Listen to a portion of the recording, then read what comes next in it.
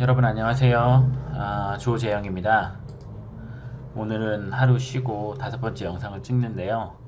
오늘 제가 그냥 하고 싶은 얘기는 처음 이제 레지던트를 시작하고 영어가 늘지 않아서 상당히 고민했던 이런 안 좋은 추억을 한번 생각해 보려 합니다. 그래서 일단 제가 들어간 프로그램이 이제 유니버시티 오브 일리노이라고 여러분들 다 아시겠죠?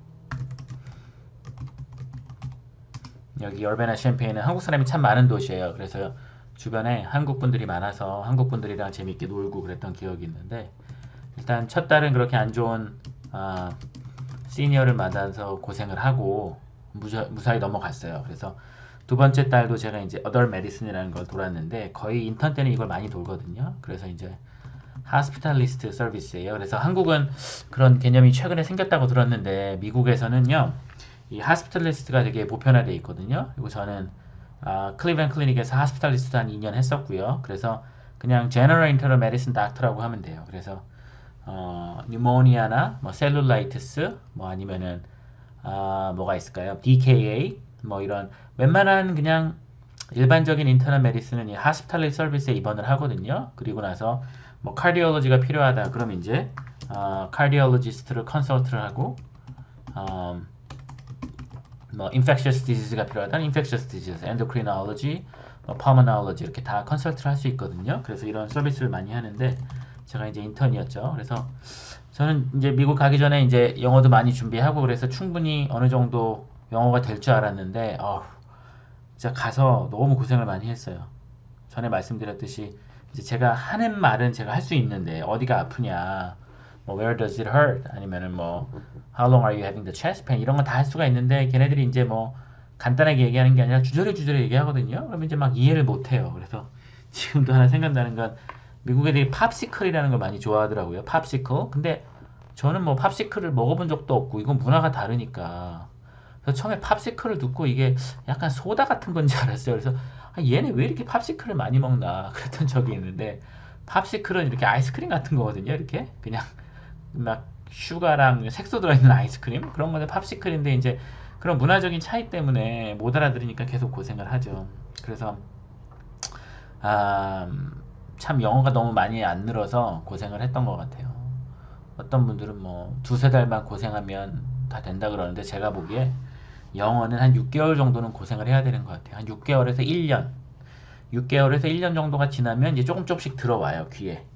그리고 일도 익숙해지고 문화도 익숙해지고 그래서 나중에는 힘든 거는 많이 없게 되는데, 일단 6개월 미국에 가실 선생님들이 계시면 6개월에서 1년 정도는 그냥 나 죽었다 생각하시면 돼요. 그냥 누가 뭐라 그래도 못 알아들어도 그냥 너무 스트레스 받지 말고요. 그러려니 하고 그런 식으로 좀 담담히 넘겨야지, 저같이 막 스트레스 많이 받고 막 내가 다 알아들어야 되는데 이런 생각을 가지면 참 힘들어져요. 하나 에피소드는 이제 미국 환자들이 의외로 참 착해요. 제가 있던 이 미드웨스트 같은 경우는 참 착해서 동양에서 온 이런 영어 못하는 사람이 의사라고 와도 되게 잘해줘요. 이렇게 무시 안 하고 잘해주고, 이렇게 영어 못하는 것도 좀 어느 정도 인정을 하고 약간 이런 식이었었어요. 근데 이제 제가 한 번은 기억나는 게, 정말 까다로운 환자가 있었어요. 근데 이제 아마 그 아줌마가 이제 백인 아줌마였는데 헤데익으로 입원했던가 그랬던 것 같아요. 그래서 이제 마이그레인이냐 뭐 다른 거냐 이런 걸 하기 위해서 이제 입원시키고 검사를 하는데, 첫날 가서 이제 제가 물어보니까 첫날은 되게 대답을 잘해주더라고요. 뭐 어디가 아팠는데 어땠는데 그러고 이제 얘기하죠. 그럼 제가 못 알아듣고 또 대답한 걸 또 하면 그러려니 하고 한두 번 정도 더 해줬는데, 그게 첫날이었고 그 다음날 이제 가서 그 환자를 똑같은 환자를 보고 있었죠.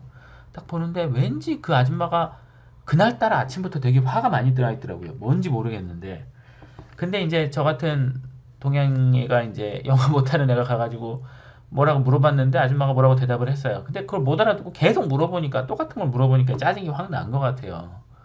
그래가지고 저한테 막 뭐라 그러는 거예요. 뭐, 너 저기 한국, 내가 막 저는 이제 처음에 영어를 못하니까 저는 항상 이제 나는 한국에서 왔다 이런 식으로 얘기 많이 하거든요. 왜냐하면 미국하고 한국은 그래도 좀 친하잖아요. 6.25 때, 코리안 워 때 미국 애들이 이제 병력도 파견해서 한국을 도와주고, 저희는 나름대로 우방이라고 생각하니까 나 한국에서 왔고 한국에서 의대 나왔고 이런 식으로 얘기를 먼저 해요. 그러면은 환자들이 대부분 인정을 해요. 쟤 한국에서 왔으니까 영어 못하겠지 뭐 이런 식으로 해서 그런 걸 노리고 이제 한국에서 왔지 이런 걸로 얘기를 하는데 하지만 너무 제가 자꾸 막 했던 대답한 얘기를 물어보고 또 물어보고 하니까 그날따라 화가 났는지 저보고 뭐 너 한국 가서 영어 좀 더 배우고 오라고 막 이런 식으로 얘기를 하는 거예요. 그러면서 어 근데 이제 그런 말을 듣는 이제 기분이 나쁘죠. 약간 우울해지고 그런데도 어떻게 환자를 봐야죠. 그렇다고 그래서 한국에 돌아갈 수도 없고 누구한테 하소연할 수도 없잖아요. 그러니까 얼굴 막 시뻘개지면서 이제 막 당황하면서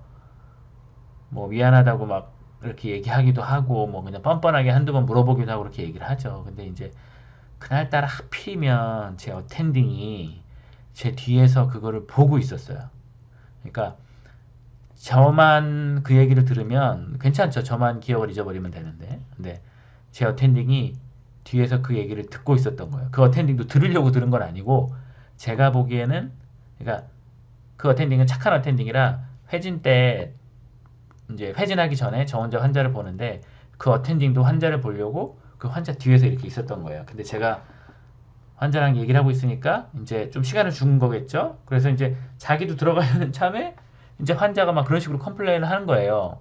너 뭐 영어 좀 더 배우고 와라. 너 뭐 그런 식으로 해서 어떻게 미국에 가서 환자를 보겠냐. 뭐 이런 식으로 얘기를 하니까 저는 막 이제 막 당황을 하는데 그 어텐딩은 그걸 뒤에서 듣고 있었던 것 같아요. 근데 들으려고 들은 건 아닌데 우연하게 이렇게 때가 안 맞았던 거죠. 그래서 그 얘기를 듣고 이제 어떻게 하다가 뒤를 돌아가게 됐는데 어텐딩이 거기서 듣고 있더라고요. 그래서 참 속상했던 그런 기억이 있는데 일단 한국에서 미국에 오시려는 선생님들은 영어를 좀 많이 해오시는 게 좋고요.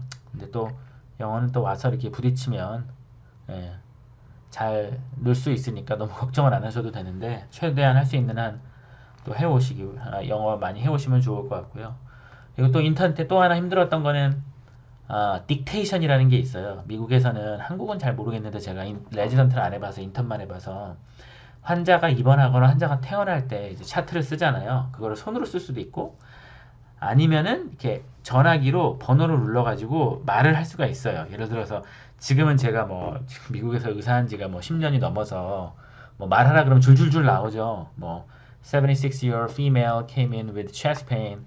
The pain is located in left substernal area, like excruciating, continuous, 뭐 쭉쭉쭉 나가는데 처음에 미국 갔을 때는 그 딕테이션이 너무 낯선 거예요. 제가 전화기에 대고 10분간 누구랑 영어로 떠들어 본 적도 없는데 10분이 뭐야? 10초간 누구랑 영화 해본 적도 없는데 이제 그걸 하라 그러니까 옆에 있는 인도 애들, 파키스탄 애들은 막 다 잘해요. 막 전화기 들고 막. 근데 저는 이제 그걸 못 하겠는 거예요. 너무. 왜 못 하겠느냐? 영어도 못할 뿐더러 옆에 이제 애들이 있는데 제가 딕테이션 하는 거를 옆에 애들이 듣는 게 너무 쪽팔린 거예요. 왜냐? 영어가 안 되니까 그렇죠. 영어를 그래서 딕테이션 하는데 옆에 있는 애들이 듣고 있는 게 너무 쪽팔린 거예요. 왜냐하면 어, 영어가 일단 문법에도 안 맞고 발음도 이상하고 문법에도 안 맞고 그리고 딕테이션 하다 보면 중간에 스탑을 해야 되는 경우가 너무 많아요. 그래서 그게 너무 하기 싫은 거예요. 그래서 저는 어떻게 했냐면 옆에 애들이 있을 때는 웬만하면 딕테이션 안 해요. 애들 다 가면 혼자 남아가지고 딕테이션 하는 거예요. 7시, 8시에. 그런 식으로 참 영어 못하니까 쪽팔리기도 해서 그랬던 경험도 있고요. 또 하나 경험은 영어를 못하니까 누구한테 전화 걸기가 너무 싫은 거예요. 근데 미국에서 레지던트 하시는 선생님들 알겠지만 누구한테 전화를 많이 해야 되거든요. 컨설턴트한테 전화해야죠. 카디올로지스트한테 전화해서 체스트 페인이 있고 트로포닌이 1.0니까 봐달라는 거를 이제 전화를 해야 되잖아요. 페이지를 한단 말이에요. 뭐 카디올로지스트가 뭐 닥터 스미트면은 페이지 해가지고 이제 닥터 스미트가 전화하면 전화 받아서 이 환자에 대해 설명을 해야 되잖아요. 간단하게 10분 동안 하면 안 되죠. 닥터 스미트가 엄청 바쁘니까 1분 이내로 딱 그 중요한 거를 딱 파악을 해서 이런 이유 때문에 컨설트를 한다는 거를 얘기를 해줘야 되는데 그게 안 되는 거예요. 그 능력이 안 될 뿐만 아니라 1분 동안 말을 할 수가 없어요. 일단 그러니까 그것 때문에 이제 막 딱 전화하면 닥터 스미스한테 얘기를 해야 되는데 말이 안 나오는 거야. 막 이상한 문장이 쓰여지니까 그게 너무 쪽팔려서 그래서 저는 누구한테 전화하기가 너무 싫었어요. 전화는 진짜 최악. 그냥 얼굴 보고 얘기하는 것도 안 되는데 전화를 하라 그러니까 정말 힘들었던 기억이 있어요. 그래서 영어 때문에 고생한 기억이 다들 있으시겠지만 저 같은 경우는 이제 딕테이션 하는 거 너무 싫었었고 컨설턴트랑 얘기하는 게 너무 싫었었고 지금은 뭐 미국에서 산지 오래돼서 그런 건 다 극복했는데요. 그런 게 참 많이 힘들었던 것 같아요. 그래서 그런 쪽을 많이 연습을 하시면 좋을 텐데 또 영어란 건 미국 와서 부딪혀서 배우는 거기 때문에 예. 그래서 일단 영어 때문에 많이 고생한 여러 가지 에피소드가 있었는데 그 중에 한두 가지를 얘기해 봤고요. 예, 다음에 또 영상을 올리겠습니다. 감사합니다.